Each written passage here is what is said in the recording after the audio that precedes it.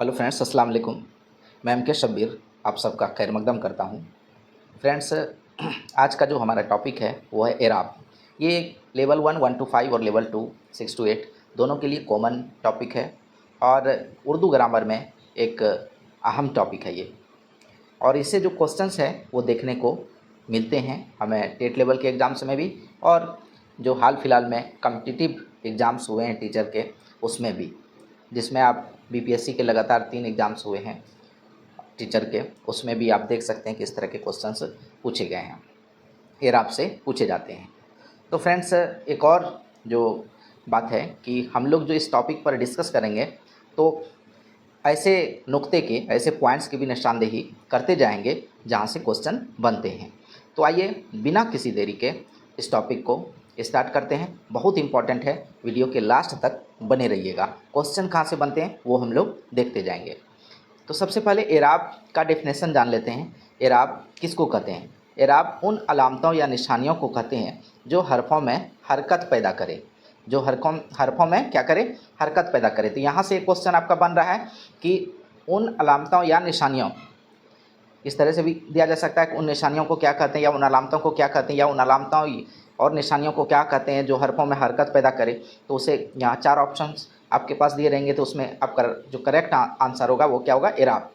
तो एराब उन अलामतों या निशानियों को कहते हैं जो हरफों में हरकत पैदा करे। मसलन ज़ेर, ज़बर, पेश, तस्दीद, जज़म, तनवीन, मद, ये सब क्या है? एराब हैं।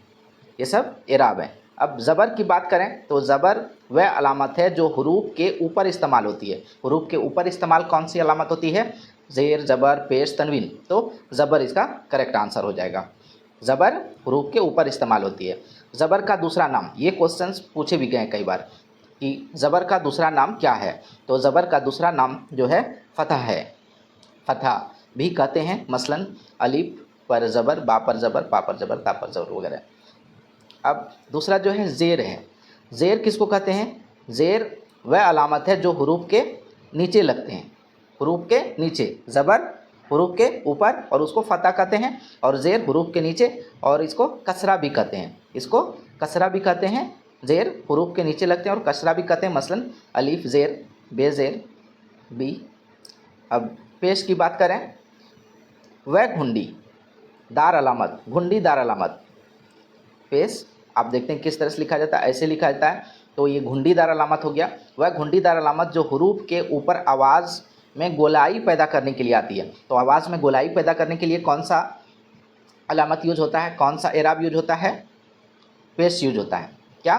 पेश इस्तेमाल में आती है। इसको जम्मा भी कहते हैं। पेश को क्या कहते हैं? जम्मा भी कहते हैं। मसलन अलिफ पेश उ, बे पेश बू, पे पेश पू, ते पेश तू वगैरह। अब जज़म वह अलामत है जो हर्फ के ऊपर इस्तेमाल होती है और हर्फ में ठहराव पैदा करती है। जज़म का क्या काम है? हर्फ के ऊपर इस्तेमाल होती है। कहाँ इस्तेमाल होती है? ऊपर इस्तेमाल होती है, याद रखेंगे। और ये क्या करती है? हरूफ में ठहराव पैदा करती है। ठहराव कौन सी एराब पैदा करती है? जज़म। जब दो हरूफ मिलते हैं तो उनसे पहले हरूफ पर हरकत पैदा करने वाली कोई अलामत होती है और दूसरे हरूफ पर जज़म होता है। इसको सुकून भी कहते हैं। इसका दूसरा नाम जज़म का क्या है? सुकून है। दूसरा नाम क्या है? जज़म का सुकून। ज़बर का फ़तह, ज़ेर का कसरा और जज़म का सुकून। मसलन देखें, अलीफ और मीम पर जो है ये जज़म है, सुकून है। दिन, तो यहाँ दाल में ज़ेर है और नून पर क्या है? सुकून है वगैरह। जज़म जिसको कहते हैं, सुकून भी कहते हैं। अब तस्दीद की बात करें, तस्दीद की बात करें तो वो 3 शोसे वाली अलामत है। 3 शोसे वाली अलामत कौन सी है? तस्दीद है, जिसकी वजह से हर्फ दोबारा पढ़ा जाता है। याद रखेंगे किस एराब के इस्तेमाल से हर्फ को 2 बार पढ़ा जाता है, तो उसको तस्दीद की वजह से पढ़ा जाता है। मसलन अलीफ, यहाँ बा पर जो है तस्दीद है तो क्या हो गया? अब्बा। देखिए, बा को 2 बार पढ़ा जा रहा है। बा को 2 बार। उल्लू में लाम को क्या किया जा रहा है? 2 बार पढ़ा जा रहा है। तो लाम पर क्या है? तस्दीद है। क्या है? तस्दीद है। नेक्स्ट, मद। उर्दू में सिर्फ अलीफ पर आता है और इसकी आवाज़ 2 अलीफ के बराबर हो जाती है। मसलन आज, अलीफ को खींचा जा रहा है आज। तो मद हमेशा आप याद रखेंगे कि मद जो होता है वो सिर्फ अलिफ पर आती है। किस पर? अलिफ पर। वो कौन सा ये राब है जो सिर्फ अलिफ पर आती है? तो वो क्या है? मद है। आज, आम, आन वगैरह। अब आते हैं तनवीन पर। तनवीन एक साथ एक ही हर्फ पर दो ज़बर या दो ज़ेर या दो पेश लाने को तनवीन कहते हैं। जब एक साथ एक ही हर्फ पर दो ज़बर लग जाए, दो ज़ेर लग जाए या दो पेश लग जाए तो उस एराब को क्या कहते हैं हम लोग? तनवीन कहते हैं।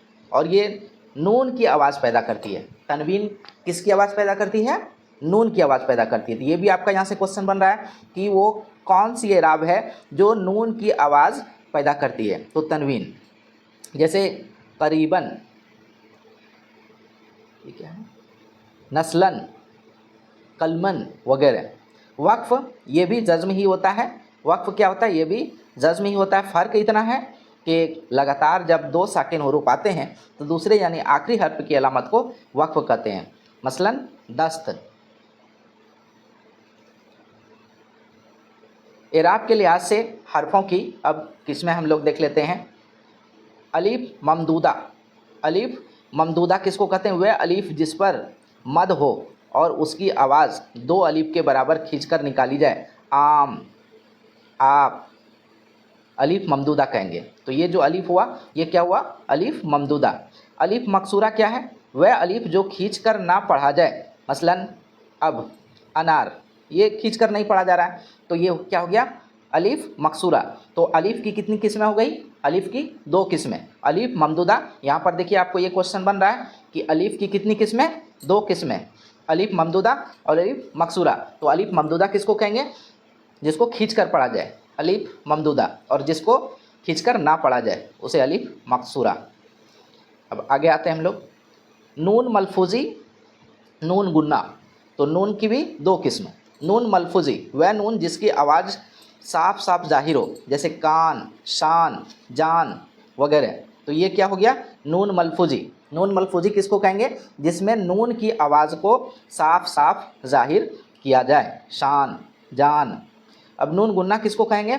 वह नून जिसकी आवाज़ नाक से निकले, जैसे माँ, मान नहीं पढ़ेंगे माँ, लेकिन ये नून की ही किस्म है। यहाँ, वहाँ, यहाँ नाक से निकल रही है और आवाज़ जो है नून का पूरा पूरा जो प्रोनाउंसिंग है वो नहीं आ रहा है। अब वाव की बात करते हैं हम लोग। तो वाव मारूफ और वाव मजहूल। वाव की भी कितनी किस्में? दो किस्में, वाव मारूफ और वाव मजहूल। वह वाव जो खींच कर पढ़ा जाए, मसलन दूर, खून, जून, खूब। तो ये जो हो गया वाव मारूफ हो गया। और वाव मजहूल किसे कहेंगे? वह वाव जिसकी आवाज़ निस्बतन कम ज़ोर हो, यानी खींचकर ना पढ़ा जाए। मसलन बोझ, जोर। तो ये खींचकर नहीं पढ़ा जाएगा तो वाव मजहूल कहेंगे। वाव मादुला। वाव मादुला भी एक होता है। वह वाव जो लिखा तो जाए लेकिन पढ़ा नहीं जाए। लिखा तो जाए लेकिन पढ़ा नहीं जाए। जैसे ख्वाहिश में वाव लिखा जाता है लेकिन इसको हम लोग क्या पढ़ते हैं? ख्वाहिश। तनख्वाह, लेकिन इसको हम लोग पढ़ते क्या है? तनख्वाह। तो ये जो है वाव मादुला क्या हो गया?